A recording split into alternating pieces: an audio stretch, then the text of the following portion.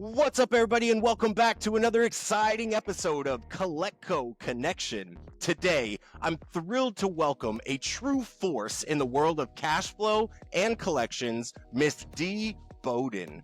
Dee is a revenue recovery expert, author of Collect the Cash, and currently serves as a cash flow recovery trainer with BCS Solutions, where she helps businesses bridge the gap between accounts payable and accounts receivable with strategy and grace.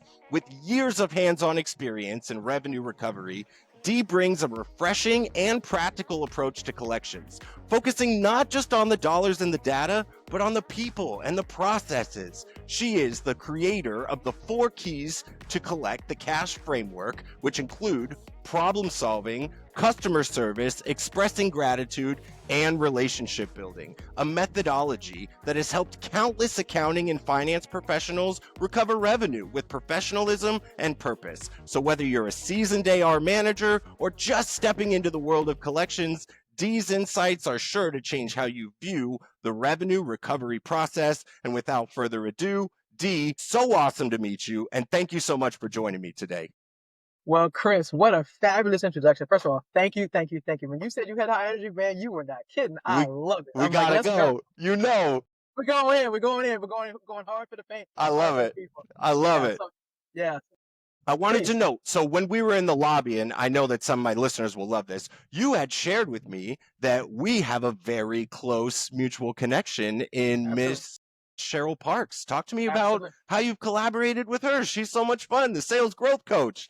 She is absolutely so much fun. So our connection is through a mutual person. Her name is Liz J. Simpson. And so Liz talks about getting corporate contracts and does these trainings. And so I had been on Liz's trainings for her free trainings for several years. And then Cheryl and I have been connected. And I think one of the things I reached out to Cheryl after, I said, hey, in your sales world, does sales and AR ever come together? And she was like, yeah, more than you know. So we actually, after about 4 years of us following each other on LinkedIn, we actually just had a conversation recently and got connected. And so our connection is, she's on the sales side, I'm on the AR side, but both both silos, if you will, do a lot of the same things. In sales, you have to solve problems. In AR, you got to solve problems. You got to do customer service on both sides. Express gratitude for the contract. Express gratitude for the payment. And obviously, in sales, you got to build relationships. Well, and the way I teach how to do AR, you got to build relationships. So our synergy was off the hook. You're talking about you and I. Ours was just like this, if not 10x. So it Dude, was I awesome. bet it. I bet it. I was telling Dee in the lobby, her energy right off the bat, and then you bring in Cheryl. Like, talk about a duo of a force to be reckoned with, man. On the Absolutely. sales side, on the AR side. Yeah, Gosh, I yeah, for love sure. it. I love it Me so too. much. Yeah. Dee, you've got Yes. like such a wealth of experience and knowledge. You've obviously been doing this for so long, working in the accounts receivable, which I have to say, those that love the AR and the process, few and far between. We're kind of hard to find. Would you say? Oh, I would 1000% agree with you. And it's so funny because most people, when they ask me, so D, like, why are you, I usually get this question, D, why are you so passionate about collect the cash? And so I usually kind of lead into it with my origin story. So if it's all right with you, I'll tell you Please. Yeah, yeah, that's how what I want to jump yeah, into. How'd you I get got you. into this bonkers world? Like, I love it. All right. So approximately 20 years ago, I used to work for a small IT company outside of Boston, where I'm originally from. Chris and your listeners, y'all know how it is. You get hired, and it's like this. Hey, welcome aboard. Here's your cubicle, or here's your office, and then here's your box, and here's your plant. But in my case, it was, hey, D, welcome aboard. Here's your cubicle. Here's your box, and then here's an aging that's got $8 million in outstanding invoices. I'm like, y'all got what? And I was like, y'all kidding, right? They're like, no, no, no. And listen to this, y'all. They had a whole collections team. I was only a part-time AR person. I only worked Monday through Friday, 4 to 8. And they're like, your resume says you know how to collect the cash. And they're like, we need your help. So I'm looking at this experienced collections team, and I'm like, y'all couldn't crack this code. They're like, nope, that's why we hired you. So because I also have experience in the government contracting space, they're like, okay, you know how to solve problems. I'm like, yeah. So basically, this is a solve for X. That's kind of what I jokingly say. So I'm a person of faith, so I had my short conversation with God. I came back to my desk and I'm like, okay, so y'all got $8 million. So the salespeople sold $8 million worth of IT services, light software licenses, all the things. And I'm like, and nobody could figure out how to untangle this. So I'm old school. So first thing I look at my aging and I'm like, okay, software X, we got to do problem solving. So you're talking about invoices that are, 30, 60, 90 days, and some of them 120 days past due. And I'm like, Oof. y'all, for real? They're like, yeah. So, okay. So jump in. First phone call, I'm like, "Hi, my name is Dee. I'm from X company. Can I speak to the person in accounts payable, please?" And they're like, "Yeah, sure." And I said, "Well, I'm calling about account number, da da da da. You know how you go through the account number." And I said, Yeah, "Okay, yeah. I'm curious about there's $2 million that y'all owe our company." And they're like, "Oh, Dee, so you didn't know?" I said, "Didn't know what?" They said, "Oh, well, we changed our billing system, whatever they had the back in the past, to the new system." And they said they notified via email all the vendors. I said, "Well, I promise you, either ours went to spam or we never got it." So they told me the reason we haven't paid you and we keep rejecting your invoices because you keep loading them into the old system, and we shut the system down. You need the new system. And I said, "Can you do me a favor, please? Can you please send me that email? Because I need to go talk to my comptroller and show her that we can collect $2 million if we basically format these invoices from the old system to the new system and resubmit them, and you will confirm that once we do that, you'll pay us." They're like, "Yeah." My comptroller was like, "How'd you figure that out?" I said, "It's called problem solving." I said, "I asked the question, like, why, how come we haven't gotten paid?" Right? And she says, "So you're telling me?" I said, "Yeah, that's why I asked her for the email. I said, I want you to see this." Because they said it. Yeah, they sent it several months ago. Evidently, it got missed. And so she said, "So you're telling me if we reformat these invoices from the old system to the new system, we can get $2 million?" I said, "Yeah." So she goes, "Okay, your job for the next week, and here's the IT person I'm going to assign this IT person to you. We're going to go in and go get all the old invoices, reformat them, and resubmit them, and you're going to send it to this person." I said, "Yeah." So one phone call, reformatting invoices, $2 million was collected. So back to the story. I collect $6 million in 60 days. Now, y'all, please understand two things. Yeah, this mind blown. Yeah, Come absolutely. on. Get this. Now, as I said in the beginning of the story, I only work part time. I'm Monday through Friday, 4 to 8, but I've got years of experience doing this. So I collected $6 million. My team is like, "Yes, oh my gosh, we're so glad we hired you." Da da da, all the things. So as the story progresses, the CEO says, "Let's come downstairs and have a chat." Now, if you've got people who are in sales, y'all usually get a commission. If you close a client, commission. AR, we get a bonus. So I'm thinking me and my team, we're about to get a bonus. Yeah, Nice bonus. well, we eating tonight. We eating for the rest of the month. Let's go. We want to talk to you. We're like, and I'm looking at their faces going, something about this doesn't feel right. He said, "Well, we made an executive. First of all, thank you so very much for all you've done across all the departments. So it's contract, sales, order entry, all the things. Hmm. We made an executive decision. We're closing the company today." This is a true story. This is how Collect the Cash got born. They closed the company today, and we want to thank you. Here's your last check, and you got 30 minutes to go get your stuff and leave the building. And we're closing the company today, 2 months before the holiday season. Now, Chris, I promise you, this is how come Collect the Cash exists today. Because after I went to work as a part-time collector, after I collect $6 million, after I do my part to help my team recover all this money, I'm thinking that we're good. Now, of course, I'm a part-time person. I didn't know that the company was in financial challenges. Yeah. I didn't know that even if I had done even more money that would have saved us. I'll never know. What I know is I went to work, I did my job, I lost my job, and I'm like, wait a minute, In what? the same sequence of, Yeah, so we're talking within 60 days. I went to work, and then 60 days later, I'm out of a job. But not just me. I mean, the entire company closed. 100 people got let go. So I'm like, this, and I'll say this. When I tell the story today in 2025, when I look back, I mean, it was just almost 20 years ago. The things that I know today, I didn't know then. yeah. But I did know that I never. So what kind of prompted this was after doing that, recovering that much money, watching a small business go out of business, watching 100 people lose their jobs, and I'm like, nobody talks about AR and why it's so important that you track your invoices, that you do the follow-ups, that you ask the questions, that you make sure that you're building relationships with accounts payable. A lot of people don't talk about that. All they talk about, okay, send the invoice, 24 characters later, we're getting paid, we're good. Yeah. Yeah. Right. No. And so after that happens, you go through all the emotions and all the things, and then fast forward to COVID. So I'm sitting here looking at COVID, and I'm like, okay, I'm seeing businesses close. Okay, here's a personal story. So I love theater. So Broadway shuts down. Just not to Yeah. cut you off, I'm a theater major. The only Yes. reason I'm this animated is because of the stage. I love that about you, D. Continue. Perfect. Okay, perfect. So you will definitely appreciate this. So COVID happens, Broadway shuts down. Every theater house is a business that has contract, obviously, with the vendors, Hmm. the actors, the food, the chopsticks, all the things. When Broadway shut down, which means all the plays that were scheduled to happen, the 2 o'clock and 8 o'clock and whatever, none of those shows happened, which means all those sales projections that were expected never took place. And nobody's talking about the sales. The sale is not complete until the money's in the bank. So those sales happened.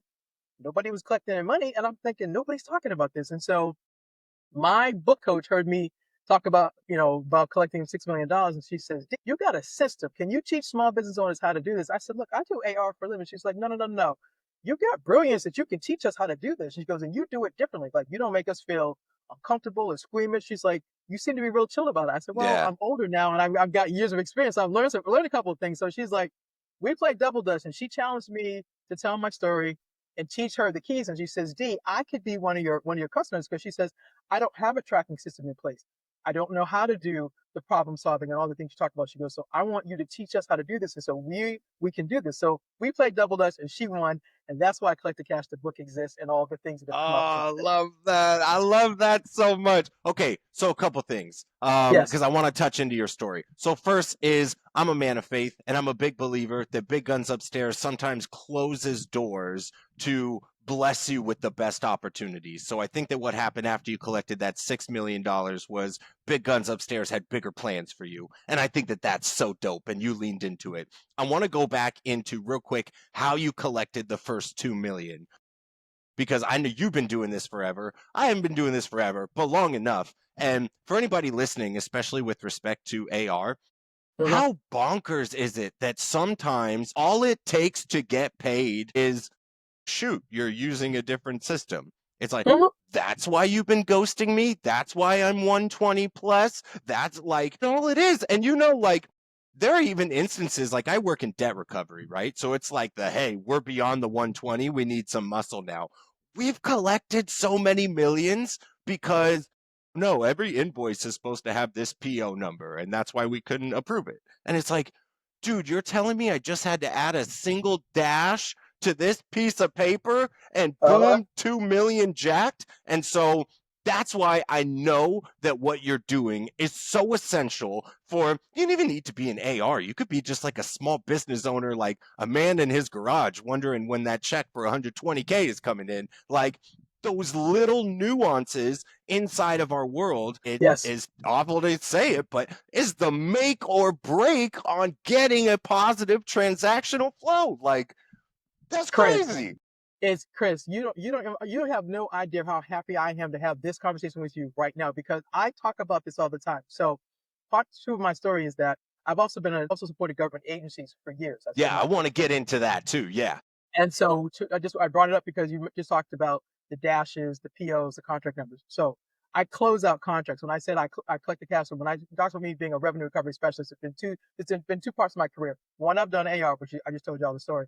But the larger part of my career has been a contract closeout specialist. So I'm collecting the cash on behalf of government agencies for years. So I deal with AR, AP, finance, vendors. Vendors are the people that have the contract with the government, Right. agency. And so closing out a contract means that I'm the person that so the contracts have period of performance, which means they start on one date and they end on X date. They're for X amount of dollars. They're providing services, training, whatever. My job is to confirm that the end date has happened, number one. Number two, the final invoice has been submitted by the vendor, the contractor. Right. Three, they got paid. And so, for example, if the contract is worth $100,000, that's the estimate for what it's going to take to do the work. Vendor gets in, and they talk to you, and hey, Chris, we estimated it would cost us $100,000. We started doing our work, and we're like, oh, well, we finished it up, and we've done it for $90,000, which means there's $10,000 left. Well, it's kind of like your mom sent you to the store, and she's like, Chris, I said we gave you $20. Where's my change? Yeah. Can I keep the change? No.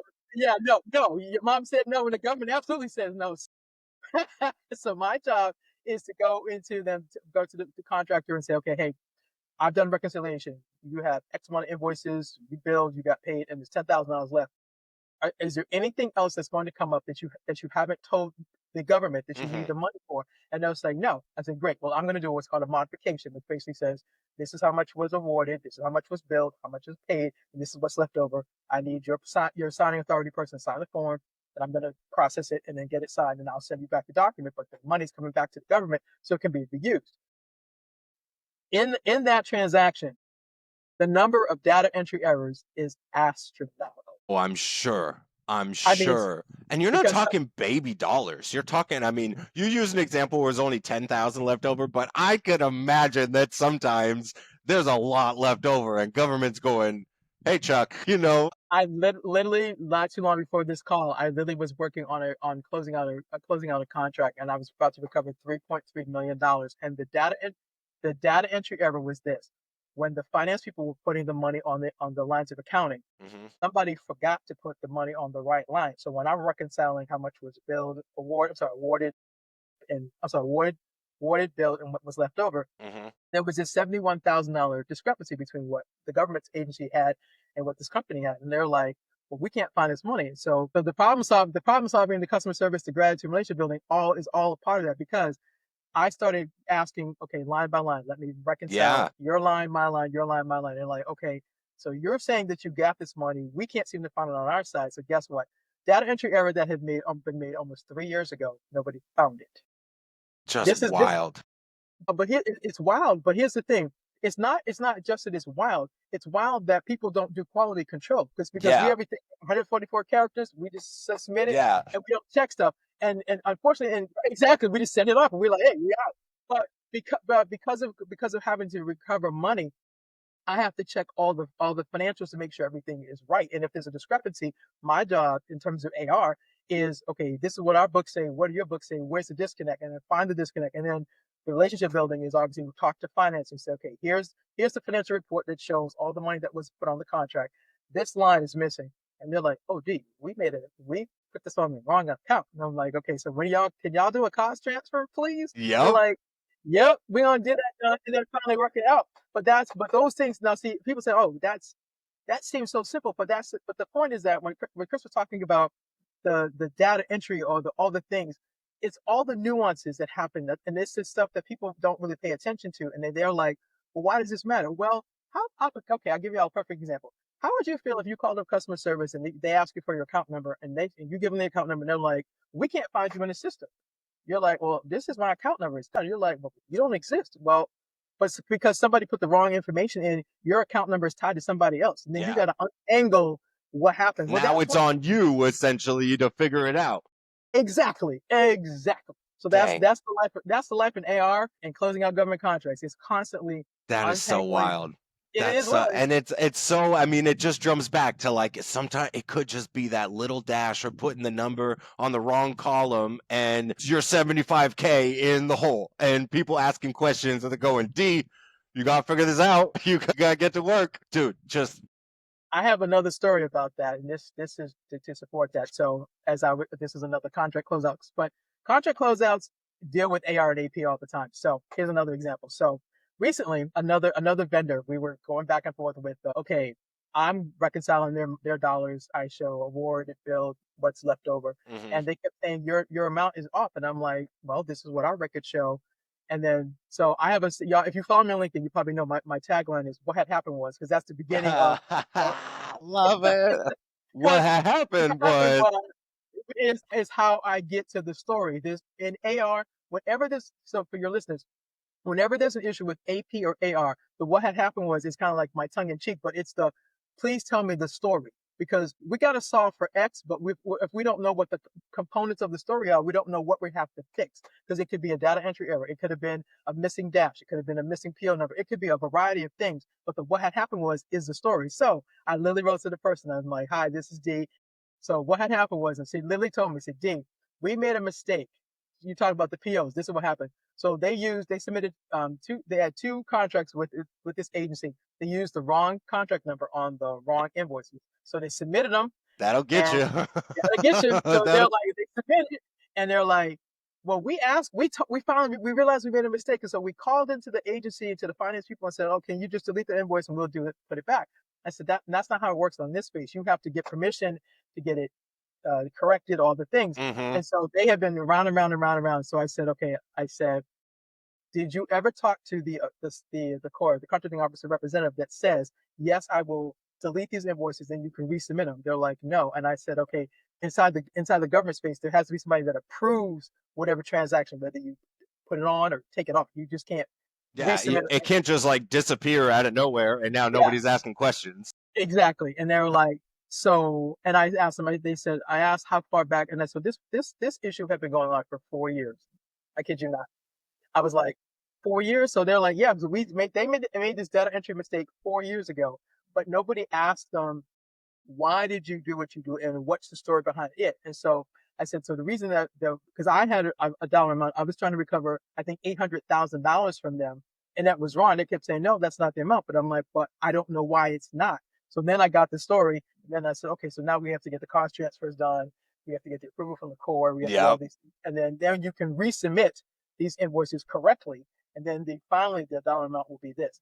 But but that took me asking that what had happened was and getting the story and then doing the problem solving, the customer service, the gratitude, the relationship building with the vendor and with the core and with the finance person and with IT Yeah. to get all the systems to check, because basically it's not just fixing one system. Every system talks to another. So you got Yeah. to untangle this system plus making sure that if it's ever audited, there's a paper trail to explain why this That happened the way it shows happened. it. I got the Yes, sign off approval. They yes, acknowledged, we acknowledged. Yeah. And again, dude, it just drums back to, I mean, maybe it seems simple to individuals like us with the experience in the game, but like the expressing gratitude and the relationship building are two components of your four, right? And absolutely. Yep. it went 4 years without somebody that just asked the what had happened was just like shared enough concern to want to dig into the actual story. Yes. And it's like they just wanted to send it over, get it off my desk. No, sir, I did this. Like, and that's just not the way to go about your accounts receivable process by any means at all, especially when you're working with such high stakes. I mean, and that's kind of what I want to dig into. So you've got a decade of experience, but some of your earlier roles were working with like the U.S. Coast Guard, working with U.S. Department of Defense. What are some of the like most valuable lessons from that experience that kind of trickle over and still influence how you're training entities or companies or AR professionals today? Like there has to be so many golden nuggets that you're like, oh, I'm keeping this one with me. It's coming along. Yeah. So like what rolls over? Well, first of all, thanks for the question. What rolls over is this. I learned that by supporting the Coast Guard headquarters, Department of Defense, all the things. I learned that my four keys go across all the things. Supporting the Coast Guard was they had, um, as a matter of fact, they were working on what's called MIPRs. MIPRs are military interdepartmental purchase requests. Basically, it's a contract between the Coast Guard and Navy, Coast Guard, Yeah, Army, which is Coast Guard, like, whatever. dude, it doesn't get higher stakes than that. Like, come on now. When you're talking Yeah, about contract and money, come on yeah, now, dude. right. So one of the lessons was they had a person that was doing closeouts before, but evidently they didn't understand how in internally how the system worked. And so one of the things is that one of my keys has always been the problem solving. It's not just the problem solving. You have to understand the system, just kind of like the why behind the what. Yeah, Why do you do it this way? Like, okay, and I know I'm asking all the questions, but I'm asking the questions because you're telling me, okay, we have to, collect this data, confirm this information, do all these things. And so one of the great things was to have a former contracting officer wanted to make sure that I understood how things work. A chance to sit down with him for 30 minutes and have him explain, okay, D, I know you don't know what a MEPR is, which is the Military Departmental Purchase Request, which would be an interagency agreement between yeah. Coast Guard and the Navy or Coast Guard, whoever. He's like, okay, let me help you understand why we do what we do. And then they said, when you have to go recover this money, you'll know why you're doing what you're doing and how to engage with them. Because he goes, you're not a military person, you're a contractor. So it's, there's protocols and things you can't say, things you can say. But the fact that someone took the time to make sure that I understood why the systems are the way they are, he could tell that I really wanted to support him and support the agency and help them recover the money. Hmm. As a result of me doing that, he was blown away that for 30 minutes with me, and in 1 year, I closed out 200 of those MIPRs, but I recovered $7.5 million as a result of spending 30 minutes with him, spending 30 minutes Let's with the team. go. True story, and I have a letter for it and everything. He was like, but he goes, you actually, he goes, this isn't transactional. I said, no. I said, when we recover this money back, this money gets reused, inside of the agency, and it gets to support things. And so the lessons I learned were, one, pay attention to the details. Data entry errors are the thing that could be the bane of your existence, or if you learn how to use them as a part of the problem solving tool, you're like, okay, the reason this is off is because of this. And then the relationship building is the people who, I say it this way, the person who takes your call, who answers your phone call, and they give you 15 minutes and they pull up the screen and go, this is what you submitted, and this is what we're looking for, and this is the reason why this isn't connecting. And they take 10 minutes to explain to you why you keep making the same mistake over and over and over again, as opposed to ghosting you when you never know why. Yeah.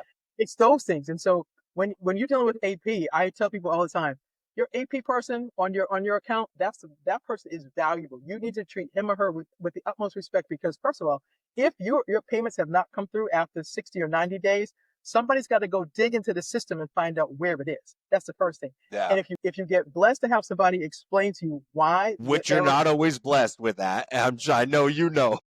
exactly. If you get blessed with somebody who will take 5 or 10 extra minutes to help you untangle the mess that it is, and they give you the chance to course correct it, and you make your copy, you make your note, and you tell them thank you, that the next time you have an issue, because you respected them and you actually were going from, how do I say it? We're going from problems to solutions.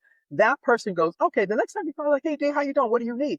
Because I respected them, I thanked them, and I follow up with an email. Thank you so much for the phone call. Thanks for explaining to me why we were off, because we didn't know. A lot of times when you're dealing in AR, you're just told, here's your aging, Yeah. go Set it and forget it almost, just go for it. But the thing is, a lot of times what they don't understand is that AR is analysis. It's an analytical position. You got to be able to think. Mm-hmm. You got to be, come on, Chris, jump in there. You got to be able to think. No, definitely. And that's why I love, look, like one of the key things that I've just taken away from this, particularly from your experience with some of the US different cohorts, is that why before the what. Like the understanding of the process is hands down what I think is the most skipped in any training, in any actual practice, because if you understand the why, then you know that that little dash has to be there, or you know that the PO number has to be this for it to be able to scale and resolute to some of those solutions. And I think that's just wild, and it's a perfect segue actually into, so now is really where I want to pick your brains on the origin of the 4 keys to collect the cash framework. Just to reiterate, we got problem solving, customer service, express gratitude, and some relationship building. So like, walk me through how this model was born. I've obviously heard a ton of different examples of how you put this model and methodology into actual real life scenario, but like what birthed those 4, and why is it just such a solid solution for all these AR professionals? Well, great question. Do you remember in the beginning of the conversation, I said my origin story? I said 20 years ago, I used to work for this company. Remember when I said I went to God and I said I had a short conversation? I said, God, I can't remember the scripture, but it talks about if you lack wisdom, ask him for it. I think it's in James. It says, if anybody lacks wisdom, ask him for it. And so in my quiet time, when I asked, I said, God, I got an $8 million problem. And your word says, if you lack wisdom, ask me for it. And I'm like, okay, I need a solution. God, I need a clue.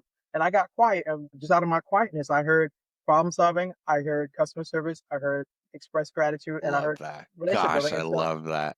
And I just, that's what I heard. I just remember writing it down. And I'm like, the first thing I heard was problem solving. And then when I look back in my career, I've been a contract administrator for over 25 years. So the funny thing is, not until I wrote it down, but I'm like, Dee, that's what you've been doing. But now you created this like, whoa, my gosh, this is This it. Right. I love that. Because when I wrote it down, I'm like, okay, problem solving. Okay, so the problem was I got hired by this company. They had $8 million. So that's a huge problem. How are you going to solve it? And then customer service was the following up to, I worked for this company. So obviously this company had clients. And so all of us who are business owners, whether you are or not, customer service is everything. When you order something from X company, you have an issue, you want somebody to confirm you. My name is Dee, my account number is this, date of birth is this, email is this, blah, blah, blah. And I ordered 10 cents of sneakers. I only got 8. I'm missing 2. I need to know what are y'all going to do to fix my issue? You want somebody to listen to your story and say, okay, first of all, on behalf of X company, we apologize for the inconvenience. Number 2, we're going to either give you a credit, we're going to get you 2 extra set of sneakers, we're going to refund you, we're going to do something, because customer service is what is expected when you deal. That's what drives it. Yeah. In any department, come on, particularly in the finance. And I do want to note is that, so there's problem solving, sometimes looked at as a fluff word. And something, oh yeah, we tried to problem solve. Customer service, sometimes looked at as a fluff word. Like, oh yeah, we got excellent customer service. But it's the last two in your Yep. core four. It's Yep. the expressing gratitude and the relationship building that I feel like, I mean, obviously all four of those need to work cohesively together, right? Yep. You can't Yep. get A without also having the C and the D. But the expressing the gratitude and the relationship building is just, it's such, you know what I mean? Like it's such a, it takes very little effort or energy to just like, I'll take this one from Cheryl. Just be a better person. That's what she told me. That was her one tip for sales. Just be a good person. Like it takes very little to be kind, to Yep. express gratitude. It takes very little to be curious, and going back to kind of some of your teachings with, takes very little to want to understand the how or the why before it Mhm. gets into the what. Yep. And I think that that's like all four essential, but those last two, D, they Yeah. really, that's like the secret sauce to the whole pot. I'm telling you. And you said something that was really key, and I want to go back to. You mentioned your personal faith, and so am I. And if I'm not mistaken, I don't remember what verse it says, but it says, I think it's Psalm 100 that says, give thanks to the Lord and say so. And say so. And Yeah. say so. Oh, and also in business, okay, everybody will connect with this. So when you get an invoice from your client, usually it says this: "Thank you for your service" or "Thank you for your business." Mm-hmm. I just literally took it. I took it from scripture, but I also took it from seeing invoices that used to come in from the clients of the Yeah. board, and then they would say, "Thank you for your business," and I was like, so, and I literally just looked at the invoice one day and it literally said, "Thank you for your business." And I was like, I said, so I just decided to make that a part of my key because I realized that when you get clients that hire you for whatever you do, when they pick you over X, over your proposal was better, your quote was better, your whatever was better, Yeah. they chose you. That's a reason enough just to say thank you. Even if you don't say it, you could put it on the bottom of your invoice, because when you submit your invoice to them and they pay it, and your cash flow continues to flow without any hiccups, Mm-hmm. that's a reason to be grateful.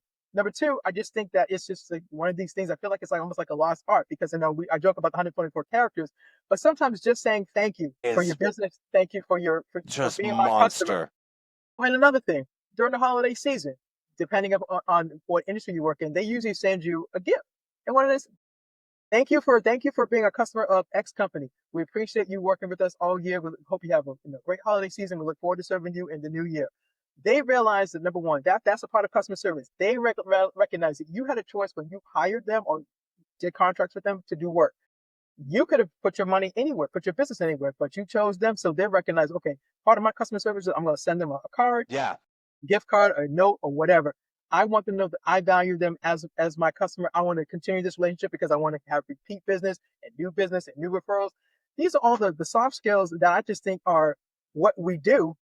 And it's so funny because it's not until I told my story, and not until my book coach asked me to write the book, and she was like, "So what do you do?" And she's like, "No, you have a system." And I was like, and then she asked me about it, and I told her about the 4 keys. She goes, "Dee, that's your system." And It's I was the like, system. "System." Yeah. And she said, "Hold up." She asked me. She said, "So there's no." She said, "Excuse me." She said, "There's no like day sales outstanding." I said, "No, I don't speak in the AR vernacular. I And I do. I think, sorry to cut you, but I think that that is the magic part of what I see in your content. And it's something, honestly, that I try to emulate even with this show, is that it's, you could get super deep into the weed. Well, what's the DPD?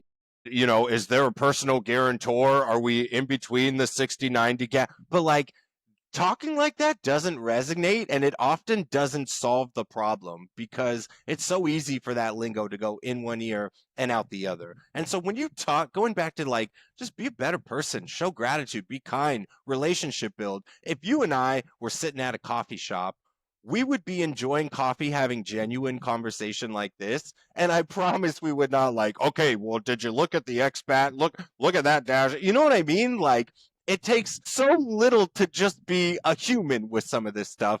And the yeah, other thing that I wanted to mention is, going back to like send in the holiday note or put in thank you, is a lot of times those many type of efforts have such a greater cause and effect, especially in the world where things are going to go wrong sometimes. Like from my side, from your, like, hey, sorry, hey, I'm gonna be the first person to say, yep, that was our error. But and I learned this from the restaurant industry. I was restaurant manager 10 years before finance, and there was this kind of old adage that said the number one way to earn a loyal and repeat customer is not how great the host stand was or how incredible the food is. It's how does your team approach resolution when something goes wrong? Yes, Whether this, I said no broccoli in my pasta and it's there, oh, the food came out 30 minutes late. The number one way to gain that loyalty is showing the gratitude and appreciation. And for like a restaurant stopping by and going, you know what, Dee, I'm so sorry. We're going to get a brand new pasta out for you. And you know what? The pasta's on the house because that's on us. Like just those tiny things. That's your yes, thank you at the bottom of the invoice. That's your happy holidays postcard. And now you've just gained a loyal raving fan forever because of absolutely. how you tackled that and the resolution. So I think it's a beautiful thing. It all ties in. It does, and the restaurant example is perfect because the problem that's the four key. There's the four It's the four framework keys. right there. Right? The problem. I ordered pasta without broccoli. Problem. I got broccoli. I don't like broccoli. I'm allergic to broccoli. Whatever. So the customer service. However, that person resolved the issue, apologizes, comps you, whatever. The gratitude, because we live in a world. You and I both know it. All it takes is somebody to take their phone. I'm at XX restaurant and da da da, Yep. and 35 And you seconds I out, left. girl. You It's know. mess. And the relationship building is that the customer, the manager comes over, apologizes, fixes it, offers you a comp, offers you an extra cheesecake slice, whatever Yeah. it is. Throw They in do that things for you, dessert, you know. all the things. And they recognize that they go above and beyond. One, they're trying to squelch the fact that you might go live and just blast them and they don't need any more bad reviews. Number two, if they create and show you excellent customer service and all four keys are operating, you're going to go, oh my gosh, I went to such and such restaurant and man, this happened, but man, let me tell you, they went above and beyond. And I'm telling all my friends, if Yes. y'all want to have a good experience, you need to go here, bring your friends, blah, blah, blah, all the things. Yes. That same framework with the restaurant is what I'm working to teach people how to do in AR. Because a lot of people get a bad rep. Number one, they think most people in AR are super aggressive, over the top. And I said, a lot of times that's on the consumer side. That's not necessarily in the B2B side.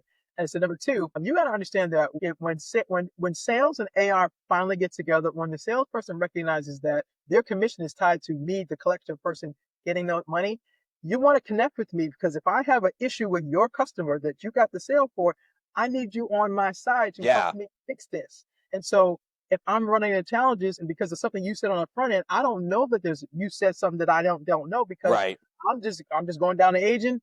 I'm down for dollars, but it's like, but it was something you told that customer that they could have, but you didn't tell. It's nowhere in the CRM. It's nowhere in the system, and now they're fussing me out. But I don't know that because you didn't tell me. But Right. so that's relationship building, but that's also problem solving because if the client says, we were supposed to get 10 software licenses, and we only got 8. Did you promise them the 10? What did you do? But you didn't tell us so that we know, okay, we have to fix this problem before they'll pay us.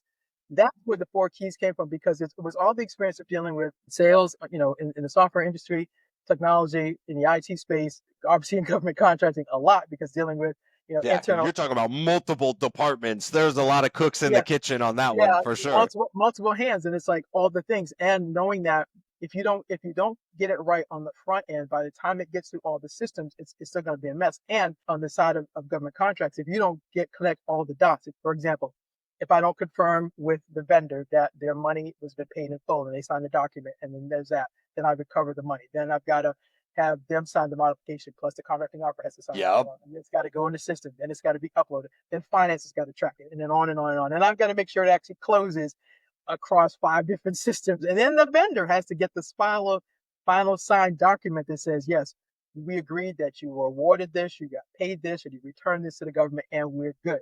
There's Yeah. a lot of moving pieces. And so, being able to, to problem solve with all the things all the time, that's been it. And so, you know, I'll say this to your listeners. A lot of people are like, oh my gosh, this is a great story. But here's the thing. You got to understand, I've been at this as a contract administrator for over 25 years. One. Number two, I've been blessed to have great mentors and great teachers. Number three, I've invested in my education. I've invested in learning.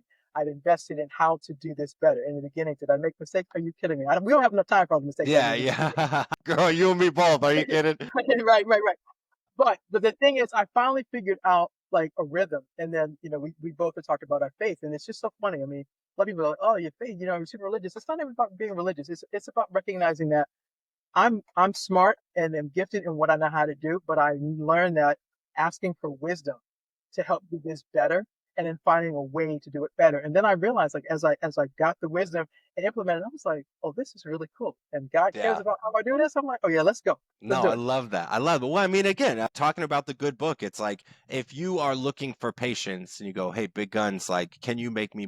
He doesn't just wave a wand and all of a sudden you're more patient. He presents you with an opportunity where you need to be patient. And I think that that's where the magic is some people will see that opportunity where they need to be more patient and they'll go, God, it's just screwing with me. You're screwing with me, man. But there are others that will see that and go, this is it. This is my opportunity to lean in and be more patient. And clearly that's what you did when you were saying, hey, look, like, help me out. Like, I'm coming to you. Give me something that I don't yet see. Fill me with the knowledge. And I think that's the most beautiful thing. Yep, And like you said, like I'm not a preachy person. I wouldn't even call myself religious. I instill it in my kids. We go to yep, church, yep. but Me too. it's just, hey, I want to be a good person and believing in this makes me feel like a good person. And it feels like something extraterrestrial has my back and I'm into that. You know what I mean? I do, and So, I was gonna add one more thing. So one of I don't remember the book, but I do remember the gentleman's name is John Maxwell, John C. Maxwell. mhm, And I think he's got a book called like the 21 Irrefutable Laws. And he talks about like, I know one of the things I like about John is this. John is, is a minister and all the things. But one of the brilliant things about John is that he takes the biblical principles and he puts them into books where even if you don't believe in it, this is not about whether you believe or not. It's just more about how to do business better. So having the chance to have listened to him a few times, and obviously you see behind me, I read a lot. So I got the books and I learned that he just weaves in the principles. And the funny thing is, like a lot of the things that we do, the principles are already there. We may not know where they come from, but they're there, and they're like, oh, yeah. and, I mean, it's not it's not a browbeating thing. It's just okay, this is how I want to do things. And so earlier you asked me about about the dashes and the PO numbers. One of the other things that I thought about in terms of why gratitude matters so much is that when I was dealing with the finance people at I think it was the Department of Defense, yeah, one of the agencies. And so one finance person came back to me and said, Dee, no one ever comes back to tell us, the finance people who untangled all the nonsense, thank you. And I was like, oh, I'm gonna make sure to do that. And That, I still have that email. I have the email from her. I was just recently looking at when I was closing out a contract not too long ago, and the vendor wrote me and said, D, I don't understand how to fill out this form. In the government space, they have something called a contractor's release. I think it mhm, might be, and so they have to confirm they got the contract, that all the money's been paid, and they're done. And he was like, we've never done it. So I'm like, okay, hey, I jump on a call with you. I think Mac we had a Teams call, and then so pull up your screen, and I should walk him through step one, do this, step two, blah blah blah. I have the email. D, thank you so much for the phone call and taking the time with me to make sure that I understood this. And now if in the future there's ever an issue with this particular vendor and I got questions, now I built a relationship with this person who now says, oh yeah, D will help me, da da da. But here's the yes. thing. But it's those things. He didn't understand. And so me not taking the time, I'm sorry, me taking the time to make sure he understood was worth it because in the future there was going to be repeat business between him and the government agency. So here's my person that if he's stuck, I call him and go, okay, do you or your team need me to review this with you so we can fix this? I just learned over time. It's just, it talks about, being, like kind of like the Good Samaritan. Yeah. We went across. It's that. It's all those things, and it's not a hard thing to do. It's like okay, the 5 extra minutes to fix the issue so this doesn't become a repeat thing. Because one of the things, if you know in AR, if somebody doesn't address the issue up front and they don't fix it or they don't make sure the person understands, it's on repeat until somebody It's says, spiraling every yes, time. yes, Every time. Monthly billing, every month we having this conversation. exactly. And why is that? Because the problem solving. No one wants to sit down and say, okay, how do we fix this? Or what's the issue? And that means pulling back the covers and saying, oh crap. we made a data entry error, or we didn't know that you needed your invoices formatted in this system, or we didn't know you needed a receivable report. We didn't know a copy of the invoice goes to the Which project brings us full circle into, hey, why? Why is the process this way? And if you just take that time to understand the why before the, I swear, I'm going to get that tattooed on me. Understand the why before the what, and it is the catalyst to solving all of your problems. Because it really is just that. It's so easy to be a good person. Just, hey, come on, man, take the time, walk me through it. It's going to save both of us a lot of stress in the future. Dee, we're getting short on time, but I want to hit you with one more question. This one's big for my followers as well. As I said, I don't like to get into the weeds with AR talk. A lot of the people within my network are like business owners. They're not like accounts receivable specialists. And so I want to hit you with this. You're the author of Collect the Cash. You're a valuable resource for finance professionals everywhere. And so for someone listening to this who is struggling with slow paying clients, what is one practical piece of advice that you can give to them that they can implement right away and go, whoa, okay. And I mean, I trust me, I know, we've already given so many instantaneous practical pieces of advice that could literally flip their books upside down. But if you had to leave them with one last little nugget, what would that be, Dee? Well, first of all, great question. All right, I'll say this. If you're listening today or in the future and you're like, man, I've got the slow paying customer. First question, first tip. What had happened was you have to ask the story. You have got to ask the question, because even if they are slow paying, you need to know why. Because is it something on your end or on their end? Mm-hmm. You got to ask the question. Number two, review your invoice and make sure that if you have, especially dealing in the contract space, make sure your invoice was prepared properly. Make sure that you didn't miss the dash or the PO or the contract. It'll get you. It'll get you. Make sure that you submitted the invoice to the right department.